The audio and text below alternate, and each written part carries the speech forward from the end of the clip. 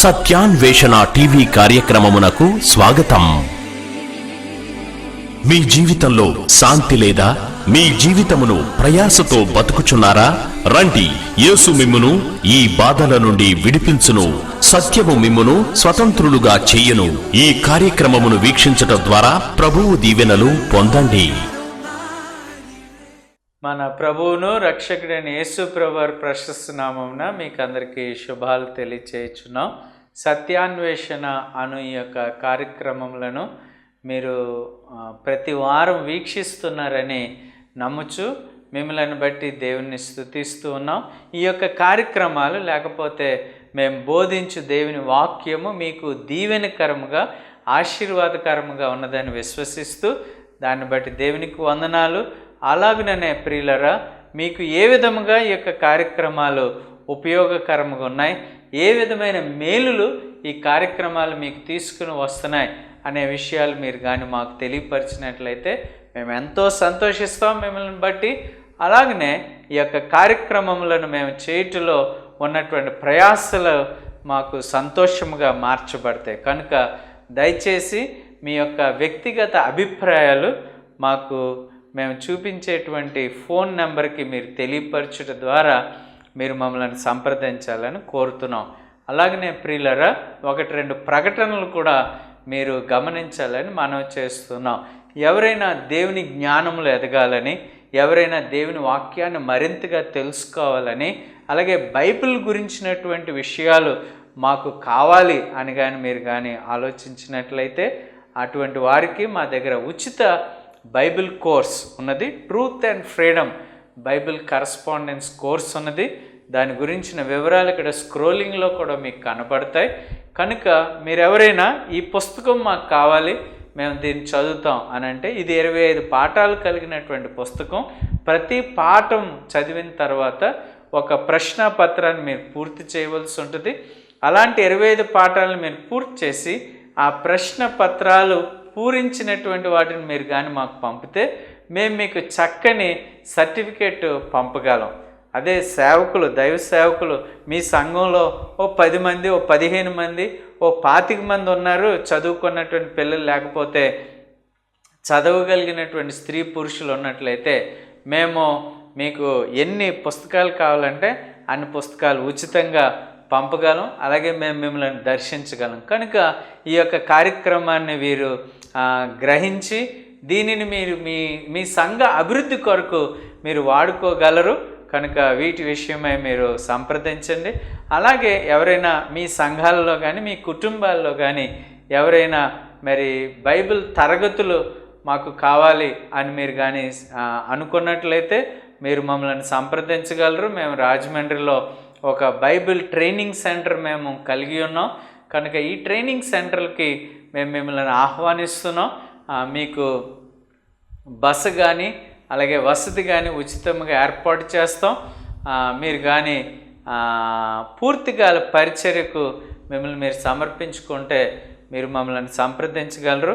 మేము ఎక్కువగా దైవజనుల పిల్లలకు మరి దైవ జ్ఞానాన్ని నేర్పించాలని ఆశపడుతున్నాం. కనుక దైవజనులు ఈ యొక్క అవకాశాన్ని మీరు వినియోగించుకోవాలని మేము కోరుతూ ఈ విషయాలకు మేము స్క్రీన్ మీద చూపుచున్నటువంటి ఫోన్ నెంబర్స్కి మమ్మల్ని సంప్రదించాలని మనం చేస్తా ఉన్నాం. నేటి ధ్యానంలోనికి మనం వెళ్ళక ముందు ప్రార్థన చేసుకుందాం. ప్రేమగల తండ్రి, కృపగల దేవ, ఈరోజు ఎవరు ఈ యొక్క టీవీ ప్రోగ్రాంలో పాల్గొనబోతున్నారో నాకైతే తెలియదు ప్రభువా. తండ్రి, ఎవరు అకస్మాత్తుగా ఈ ఛానల్లోనికి వచ్చారో నాకు తెలియదు. కానీ మీరు ఎరిగిన దేవుడో ప్రభువా, వారితో వాక్యం ద్వారా మాట్లాడండి, వారిని బలపరచండి, వారిని మీ వాక్యం ద్వారా ఆకర్షించండి, వారిని నూతనపరచండి, మీ వాక్యానుసారముగా వారు జీవించుటకు సహాయం చేయమని, దీనుడైన అల్పుడైన నన్ను ప్రభువా మీరు ఈ యొక్క వాక్య పరిచర్లో వాడుకొని మిమ్మల్ని మీరు మహింపరచుకొనమని వాక్యమైన యేసు నామముని మనవులు అడుగుచున్నాము తండ్రి, ఆమేన్. ప్రియమైన దేవుని బిడ్డలారా, మనము కీర్తనలు 139వ కీర్తనను మనము చదువుకుందాం. మొదటి 3 వచనాలను మనం చూసినట్లయితే 139వ కీర్తన మొదటి 3 వచనాలు. యెహోవా, నీవు నన్ను పరిశోధించి తెలుసుకొని ఉన్నావు. నేను కూర్చుండుట, నేను లేచుట నీకు తెలియను. నాకు తలంపు పుట్టక మునిపే నీవు నా మనస్సు గ్రహించుచున్నావు. నా నడకను నా పడకను నీవు పరిశీలన చేసి ఉన్నావు. నా చర్యలన్నిటినీ నీవు బాగుగా తెలుసుకొని ఉన్నావు. ప్రియులరా, ఈ కీర్తన రాసింది దావీదు మహారాజు. ఈ దావీదు మహారాజు గారికి ఆయన ఎంత చదువుకున్నాడో మనకు తెలీదు. ఎందుకనంటే మరి ఆయన పశువుల కాపరిగా ఉన్నాడు. అయితే ఈ పశువుల కాపరిగా ఉన్నటువంటి వ్యక్తి కాపరి గుణలక్షణాలు అతనికి బాగా తెలుసు. కాపరి గుణలక్షణాలు తెలిసిన దావీదు తన జీవితము దేవునితో ఎలాగూ పెనవేసుకొని ఉన్నది, దేవునితో తన జీవితం ఎలాగ కలిసిపోయింది అనేది దావీదు గారు అనేక కీర్తనలో చక్కగా వివరిస్తూ ఉన్నారు. అనేక భావాలు దైనందిన జీవితంలో, మానవ జీవితంలో, దైనందిన జీవితంలో మానవుడికి బాగా అర్థమయ్యే రీతిలో అతడు వివరించడానికి ప్రయత్నం చేశాడు. అందులో ఒక కీర్తనను కొన్ని మాటలు మనం చూడటానికి ప్రయత్నం చేద్దాం. మొదటి వచనంలో 139 మొదటి వచనంలో, యెహోవా, నీవు నన్ను పరిశోధించి తెలుసుకొని ఉన్నావు. ప్రియులరా, దేవుడు మనలను తెలుసుకోవటం, దేవునికి నేను తెలుసు, దేవునికి నా పేరు తెలుసు, దేవునికి నా ఊరు తెలుసు, దేవునికి నా కుటుంబం తెలుసు, దేవునికి నేను తెలుసు. అబ్బా, ఇది ఎంత మంచి మాట అండి. చాలామంది చాలా గర్వంగా అతిశయంగా చెప్తుంటారు. ఏమనంటే, నాకు ఎమ్మెల్యే గారు తెలుసు, నాకు ఎంపీ గారు తెలుసు, నాకు ఎంఆర్ఓ గారు తెలుసు, నాకు మంత్రి గారు తెలుసు, నాకు పలానా గొప్ప వ్యక్తి తెలుసు. అబ్బా, ఎంత మంచి మాట. అబ్బా, నీకు ఎమ్మెల్యే గారు తెలుసా, నీకు ఎంపీ గారు తెలుసా? అబ్బో, అంటే ఎంపీ గారు అంత గొప్పోడుగా నిన్ను చూస్తారు, నిన్ను విన్నవారు. మా అన్న కొడుకే అతను, మా చిన్నాన్నగారి తమ్ముడు, లేకపోతే మా చిన్నాన్నగారి అబ్బాయి, మా మేనత్త గారి చుట్టం అతను. ఎంత దూరపు చుట్టాన్నైనా చాలా దగ్గరగా చెప్పుకుంటాం కదా. కానీ ప్రియులరా, ఇక్కడ దావీదు అంటున్నాడు కదా, యెహోవా నాకు తెలుసు, లేకపోతే యెహోవాకు నేను తెలుసు. అబ్బా, ఎంత మంచి మాట, ఎంత ఆహ్లాదాన్ని ఇచ్చే మాట, ఎంత సంతోషాన్ని ఇచ్చే మాట, ఎంత గర్వించగలమండి ఈ మాటను బట్టి. God knows me, I know my God, I know my God. దేవునికి నేను తెలుసు, దేవునికి నా పేరు తెలుసు. దేవుని నా పేరు తెలుసు అని ఎలా తెలుసండి?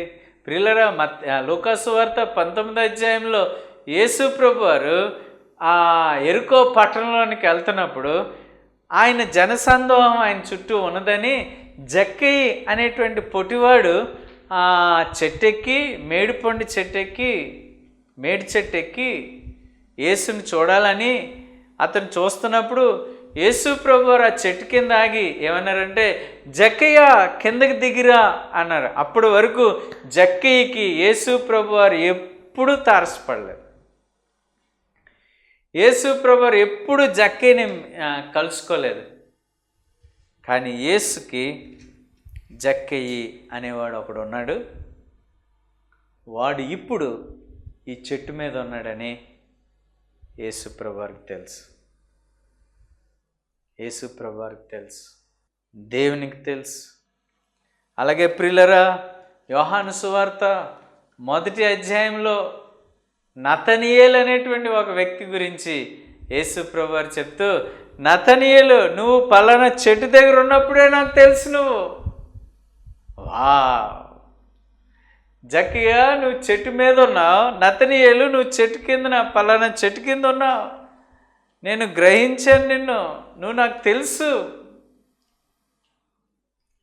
ప్రియులరా ప్రియులరా దేవునికి మనం తెలుసు.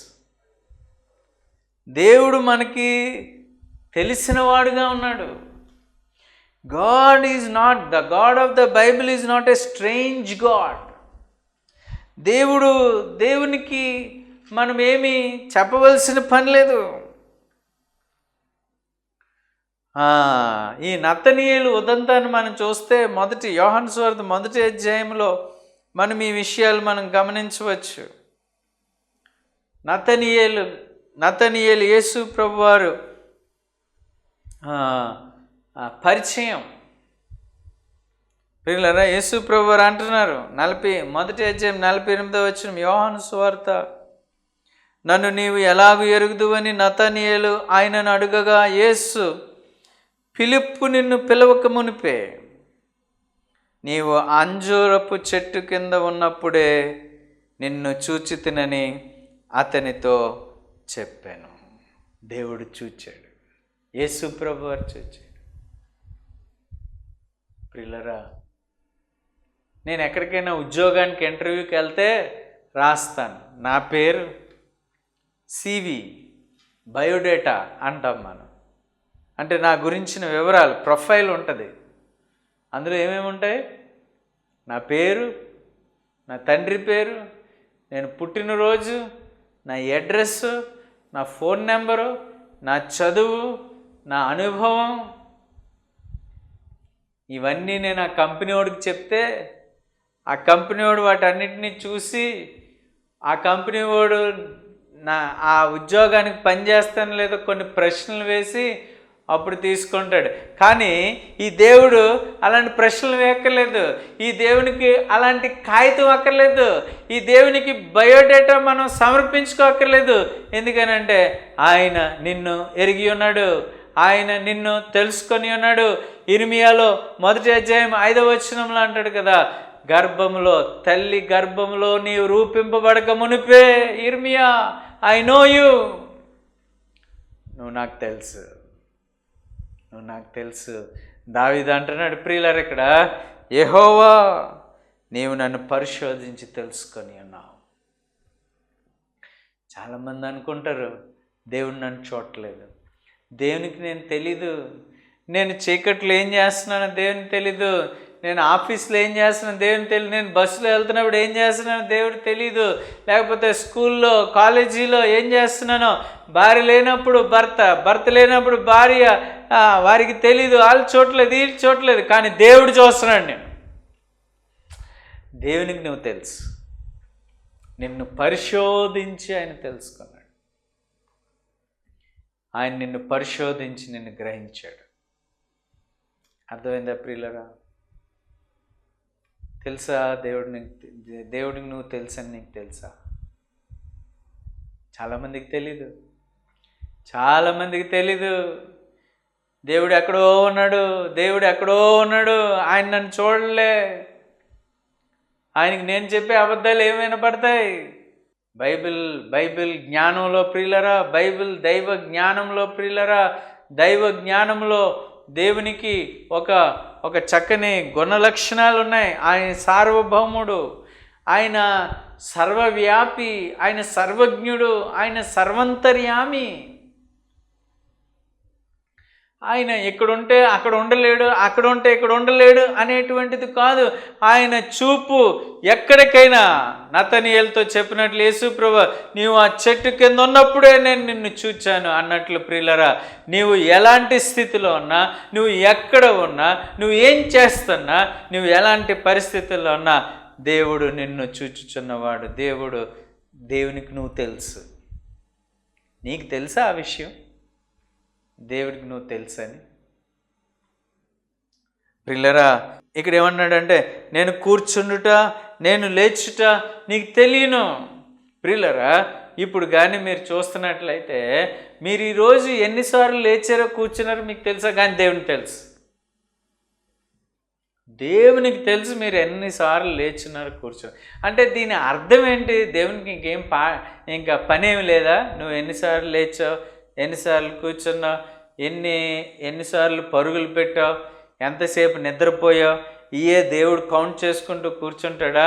విషయం ఏంటనంటే ప్రియులరా, దావీదు ఎందుకు ఈ మాటలు రాశాడంటే, దావీదు యొక్క అర్థం, పరమార్థం, తాత్పర్యం ఏంటనంటే, అంటే దేవుడు అంత సూక్ష్మంగా దేవుడు నిన్ను గమనిస్తున్నాడు. అంత సూక్ష్మంగా దేవునికి నువ్వు తెలుసు. దేవునికి నువ్వు ఎంత సూక్ష్మంగా తెలుసానంటే, నువ్వు కూర్చోవటం, నువ్వు నిలబడటం కూడా దేవునికి తెలుసు. You cannot escape the eyes of God. You cannot escape the sight of God. దేవుని దృష్టిని నువ్వు మరల్చలేవు. దేవుని దృష్టి నుంచి నువ్వు పారిపోలేవు. దేవునికి నువ్వు దూరంగా జరిగిపోలేవు. ఈ మాటలు వెంటనే నీవు గ్రహించవలసింది ఏంటనంటే, దేవుడు నిన్ను గమనిస్తున్నాడు,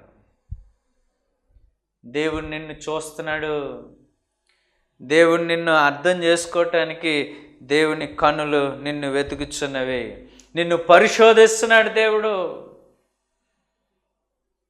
అని మనం గ్రహించటం మంచిది. నాకు తలంపు పుట్టక మునిపే నీవు నా మనస్సు గ్రహించుచున్నా. నువ్వు మనసులో ఏదో అనుకుంటున్నావు. మనసులో ఒకటి, బయట ఒకటి, బయట ఒకటి, మనసులో ఒకటి, మాటలు ఒకటి, చేతలు ఒకటి. కానీ ప్రియులరా, హిపోక్రసీ ప్రియులరా, వేషధారణ. నీ జీవితం వేషధారణ ఉండకూడదు. నీ వేషధారిని సమాజం చూడలేకపోవచ్చు. నీ వేషధారిని నీ దైవజనుడు కనిపెట్టలేకపోవచ్చు. నీ వేషధారిని భర్త, భార్య, పిల్లలు కనిపెట్టలేకపోవచ్చు. కానీ దేవుడు కనిపెడతాడు. ఎందుకనంటే, ఈ మాటను బట్టి నాకు తలంపు పుట్టక మునిపే నీవు నా మనస్సు గ్రహించుచున్నావు అనేటువంటి ఆ మనస్సుని దేవుడు చూస్తున్నాడు.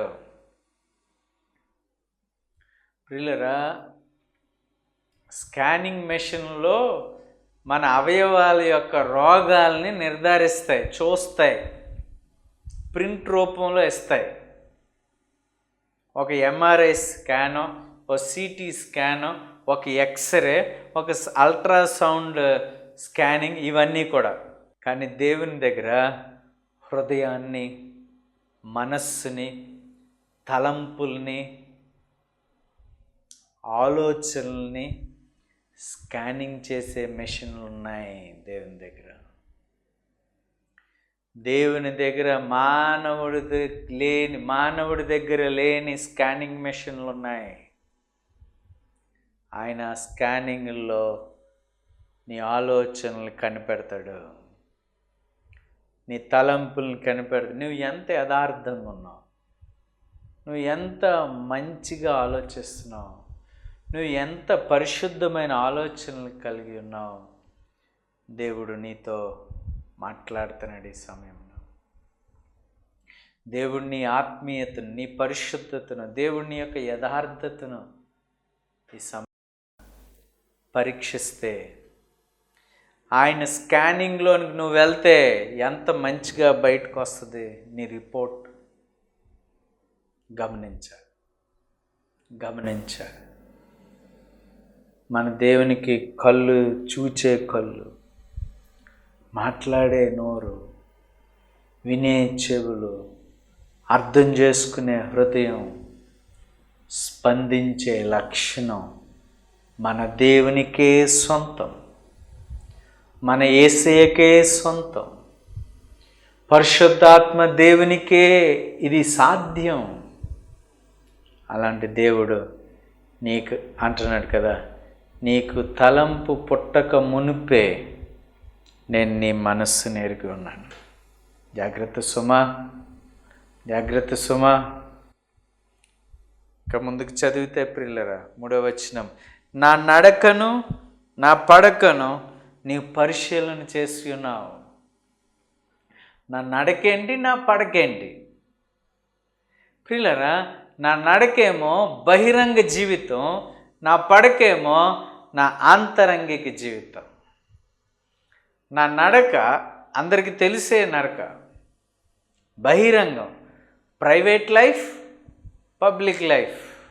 ప్రైవేట్ లైఫ్ పడక, నా పడక మీద నేను ఏ చిత్రాలు చూస్తాను, నా పడక మీద నేను ఏ ఆలోచనలు, నేను పడుకొని నేను కళ్ళు మూసుకున్నప్పుడు ఎవరిని ఊహించుకుంటాను, వేటిని ఊహించుకుంటాను, వేటిని ఆలోచిస్తుంటాను, దేని కొరకు ఆలోచిస్తూ ఉంటాను, అవి దేవుడు కనిపెడుతున్నాడు. అవి దేవునికి తెలుసు. అలాగే నా మార్గం, నా నడక ఏంటి? నడక ప్రియులారా, నడక దేనికి సాదృశ్యం అంటే, నడక దేనిని ప్రతిబింబిస్తుందంటే ప్రియులారా, నడక మన జీవన శైలికి ప్రతిబింబం. జీవన శైలి అంటే కొంతమంది ఉంటారు, అబ్బా నాకు డబ్బే ప్రాణం,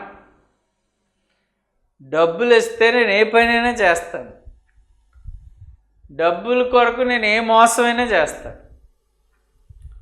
కొంతమంది ప్రియురాలు కోసం ఏదైనా చేస్తాడు ఈ కుర్రాడు. పదవి కోసం ఏవైనా చేస్తారు కొంతమంది, హోదా కోసం, అధికారం కోసం, పేరు ప్రఖ్యాతుల కోసం కొంతమంది. అదే నడక, అదే వారి నడక. డబ్బే లక్ష్యం, పదవే లక్ష్యం, మోసమే లక్ష్యం, ఆస్తులే లక్ష్యం. పిల్లరా, అదే నడక, అదే మార్గం. ఆ మార్గాన్ని ఎంచుకుంటాడు, ఆ మార్గం కోసం ఏమైనా చేస్తాడు.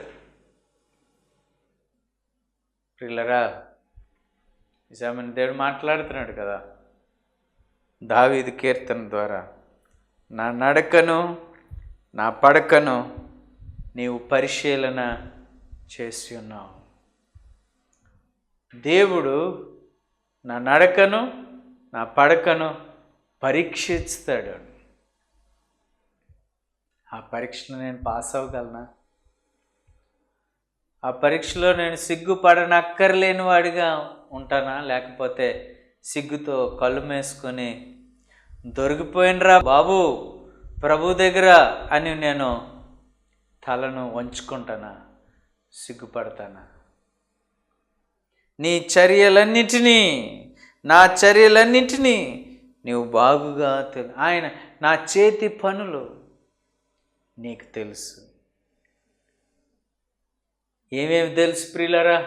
ఈ కీర్తనలో మనం చూస్తున్నట్లయితే, నేను కూర్చుండటం తెలుసు, నేను లేవటం తెలుసు, నా పడక తెలుసు, నా నడక తెలుసు, నా చర్యలు తెలుసు. నీకు తెలియంది ఏంటి ప్రభువా?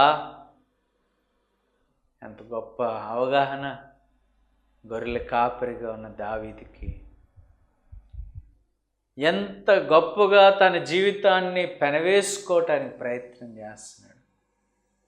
నీ జీవితం అలా పెనవేసుకున్నావా? అలాగే ఆఖరి మాటలుగా మనం చూస్తున్నట్లయితే ఆ కీర్తనలో 139వ కీర్తన 24వ వచనంలో, నీకు ఆయాసకరమైన మార్గము నా యందున్నదేమో చూడుము, నిత్య మార్గమున నన్ను నడిపింపుము. నీకు ఆయాసకరంగా ప్రభువా ఏమైనా ఉంటే నాకు చూపించు ప్రభువా, నా నుంచి దాన్ని తీసివేయటానికి సాయం చేయ ప్రభువా, నిత్య మార్గంలో నేను నడవాలి ప్రభువా అని మనం దేవునికి ప్రార్థన చేయాలి. ప్రియులారా, దేవుడు నిన్ను తెలుసుకుంటున్నాడు. దేవునికి నువ్వు తెలుసు, నాకు దేవుడు తెలుసా? నేను దేవునితో నా జీవితాన్ని పెనవేసుకున్నానా? దేవునికి నా జీవితాన్ని అర్పించానా? దేవునికి నా జీవితాన్ని సమర్పించుకున్నానా? దేవుని కొరకు నేను బ్రతకగలుగుతున్నానా? ఈ మాటలు వింటున్న నీవు ఎందులో లోపం కలుగున్నావు, ఏ పాపంలో దొరికిపోయావో, దేని నిమిత్తమై నీవు దేవుని దగ్గర సిగ్గుపడుతున్నావో నాకు తెలియదు. కానీ దేవునికి ఆయాసకరమైనవి ఏమైనా ఉంటే ఒప్పుకోమని దేవుడు హెచ్చరిస్తున్నాడు. ఒప్పుకోమని దేవుడు ప్రేరేపిస్తున్నాడు. నీవు ఒప్పుకుంటే మంచిది, ఒప్పుకుంటే నీకు దీవెన, ఒప్పుకుంటే నీకు ఆశీర్వాదం. నీ ఒప్పుకోలు కొరకు నా గురించి ప్రార్థన చేయండి అంటే మాకు ఫోన్ చేసి చెప్పండి, మేము మీ గురించి ప్రార్థన చేస్తాం. తల వంచుకుందాం, ప్రార్థన చేసుకుందాం. ప్రేమగల తండ్రి, కృపగల దేవా, నీవు మమ్మల్ని బాగుగా తెలుసుకొని ఉన్నావు. మా నడక, మా పడక, మేము కూర్చుండుట, మేము లేచుట, మా చర్యలన్నీ ప్రభు మీరు ఎరిగిన దేవుడు. మీకు ఆయస్కరమైనవి మాలో ఉంటే క్షమించండి ప్రభు. వాటిని తొలగించుకోవటానికి మేము ప్రయత్నం చేయటానికి పరిశుద్ధాత్ముడు మీ సహాయం మాకు దయచేయండి. ఈ వాక్యం ద్వారా మేము మీ కొరకు ఫలించుటకు సహాయం చేయండి. విత్తబడిన వాక్యం అనేకుల హృదయాల్లో ఫలించి అభివృద్ధి చెందుటకు సహాయం చేయండి. ఈ వాక్య దీవెనలు ప్రభు పరలోక రాజ్యమునకు మేలు కలిగించేవిగా చేయండి ప్రభు. ఎవరు బలహీనతలతో, అనారోగ్యాలతో, అప్పుల బాధలతో, హేళన అవమానాలతో, చేత్కారాలతో సమస్యల్లో ఉన్నారో వారికి మీరు పరిష్కారం దయచేయమని, వారిని మీరు బలపరచమని, వారి విశ్వాసాన్ని పెంచమని, ఈ వాక్యం వారిలో ఫలించుటకు సహాయం చేయమని యేసు నామముని మనవులు అడుగుచున్నాము తండ్రి, ఆమేన్. తండ్రి, కుమార, పరిశుద్ధాత్మ త్రియేక దేవుని దీవెన సదాకాలం మీకు తోడేండి నడిపించును గాక. ఆమేన్. ఉచిత బైబిల్ కోర్స్ మీ ఇంటి వద్ద నుండే చేయవచ్చును. కోర్సు పూర్తి చేసిన వారికి సర్టిఫికెట్ ఇవ్వబడును. మీ ప్రార్థనా అవసరతలకు మా చిరునామా reverend Suresh Babu, post box 5, SR Nagar post, Rajahmundry 533105, తూర్పు గోదావరి జిల్లా. Phone number 9441639372.